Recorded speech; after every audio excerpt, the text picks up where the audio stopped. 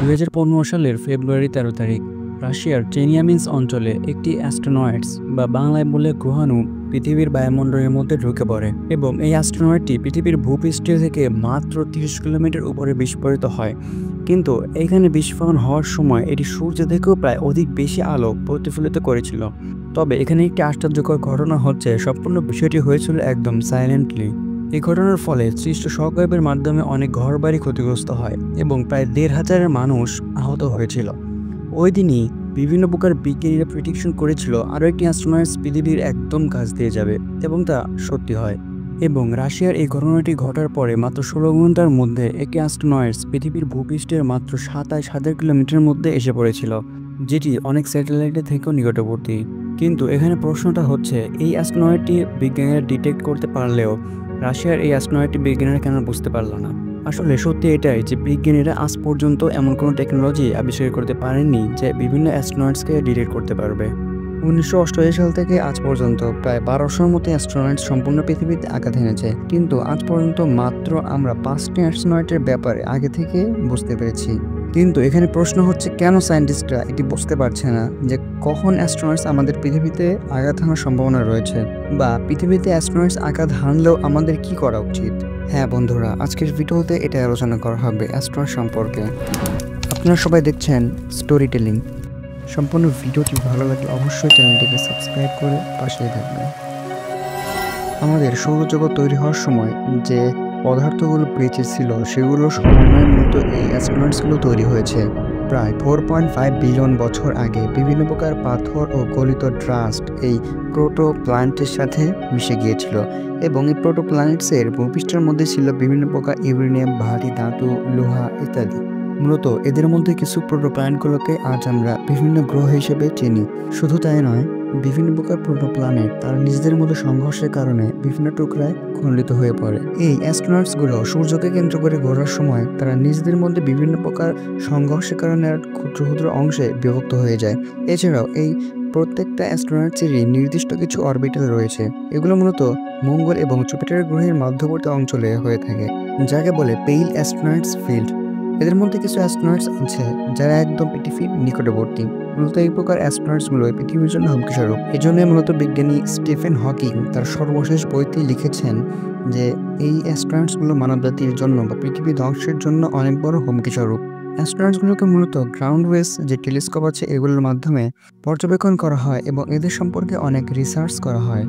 বিজ্ঞানীরা মূলত এই টেলিস্কোপের মাধ্যমে প্রতিনিয়ত মহাকাশের ছবি তুলতে থাকেন এবং প্রত্যেকটা ছবিতে তারা খেয়াল করেন কোনো একটি অ্যাস্ট্রোনয়েডস তার পজিশন থেকে সরে যাচ্ছে কিনা। এভাবেই মূলত তারা কোনো একটি অ্যাস্ট্রোনয়েডসের পজিশন বা কোনো একটি অ্যাস্ট্রোনয়েডস পৃথিবীতে ধেয়ে আসছে কিনা তা বুঝতে পারেন। অ্যাস্ট্রোনয়েডসের যে আকার তা অনেক ছোট, মাত্র মিটার থেকে কিলোমিটারের মধ্যে হয়ে থাকে, কিন্তু এটি ধ্বংস করার ক্ষমতা অনেক বেশি।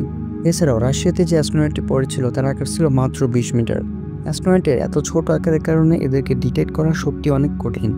এরপরে আবার এদের কালার হয় একদম কালো, যা মাত্র 15% আলোকে প্রতিফলিত করে। এটির জন্য এদেরকে ডিটেক্ট করা আরও বেশি কঠিন হয়ে পড়ে। আজ পর্যন্ত বিজ্ঞানীরা যত প্রকার অ্যাস্ট্রোনয়েডস শনাক্ত করেছেন এগুলো করেছেন সর্বদাই আকাশের 45 ডিগ্রি অ্যাঙ্গেল এবং সূর্যের একদম বিপরীত দিক থেকে। আর এই বিষয়টাকে বলা হয় অপোজিশনাল ইফেক্ট। তার মানে হচ্ছে আজ পর্যন্ত যত প্রকার অ্যাস্ট্রোনয়েড শনাক্ত করা হয়েছে এর চেয়ে অনেক বেশি অ্যাস্ট্রোনয়েড রয়েছে যেগুলো আমরা এখনও শনাক্ত করতে পারিনি, কারণ সূর্যের দিকে অবস্থান করে এমন অ্যাস্ট্রোনয়েডদের একদম দেখাই যায় না, যার ফলে তাদেরকে শনাক্ত করা অনেক বেশি কঠিন। মূলত এই বিষয়টি হয়েছিল রাশিয়াতে পড়া অ্যাস্ট্রোনয়েডটির ক্ষেত্রে। এটা হলো অ্যারিজোনায় অবস্থিত বেরিঞ্জাম ক্রেটার। এটার নামকরণ করা হয়েছে একজন মাইনিং ইঞ্জিনিয়ার ড্যানিয়েল বেরেঞ্জারের নাম অনুসারে, কেননা তিনি প্রথম বলেছিলেন এই বড় খাতটি মূলত উল্কাপিণ্ডের কারণে তৈরি হয়েছে, এবং 1949 সাল পর্যন্ত এটি মনে করা হতো এটি হয়তো আগ্নেয়গিরির কারণে হয়েছে। কিন্তু বেরেঞ্জার তিনি মনে করতেন এটা হয়তো লোহার উল্কাপিণ্ডের কারণে হয়েছে এবং এখানে অনেক ভালো একটা মূল্যবান কিছু পাওয়া যাবে। এর জন্য তিনি 1903 সালে এটি খনন করা শুরু করেন।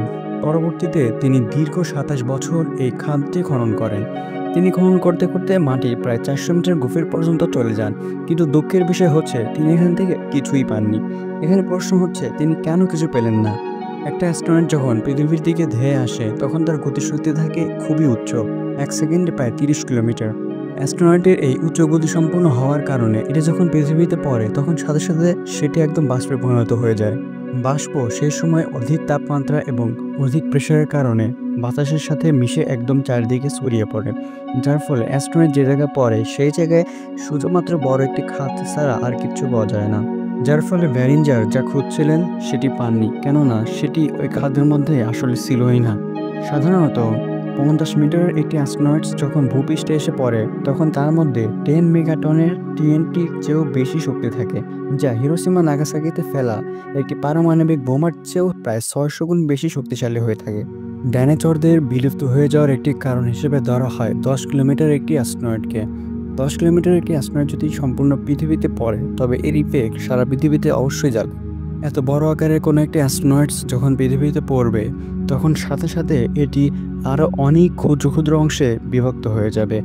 সেখান থেকে একদম লাল হয়ে যাবে সম্পূর্ণ আকাশ।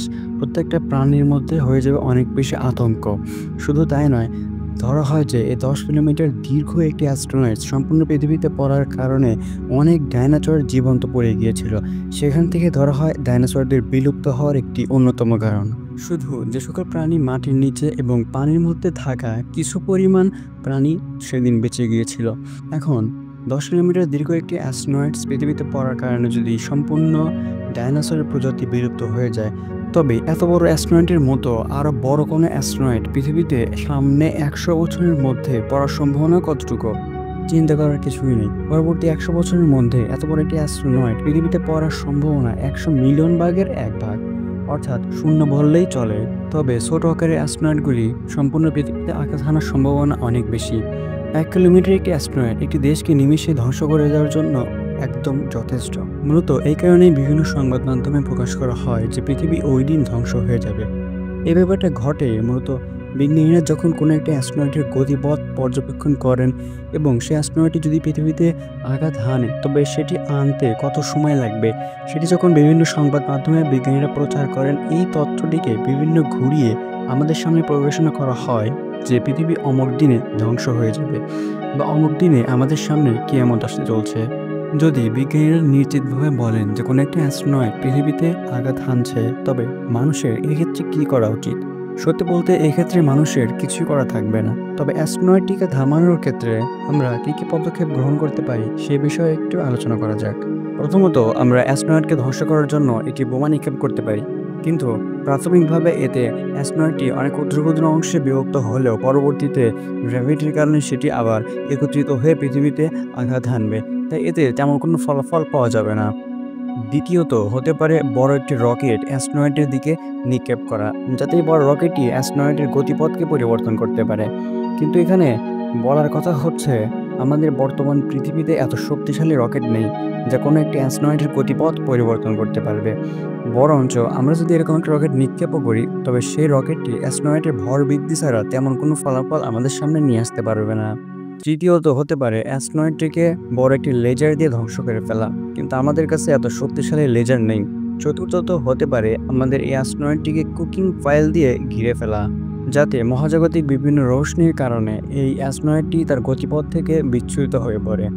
কিন্তু এই বিষয়টি এখনও পরীক্ষালব্ধ নয়, এই বিষয়টি আমরা কখনো শিওর করতে পারবো না। অর্থাৎ বলা যেতে পারে অ্যাস্ট্রয়েডের ক্ষেত্রে মানুষের আসলে সত্যি কিছু করার নেই, শুধুমাত্র অ্যাস্ট্রয়েডের এই ধ্বংসযজ্ঞকে আলিঙ্গন করা ছাড়া।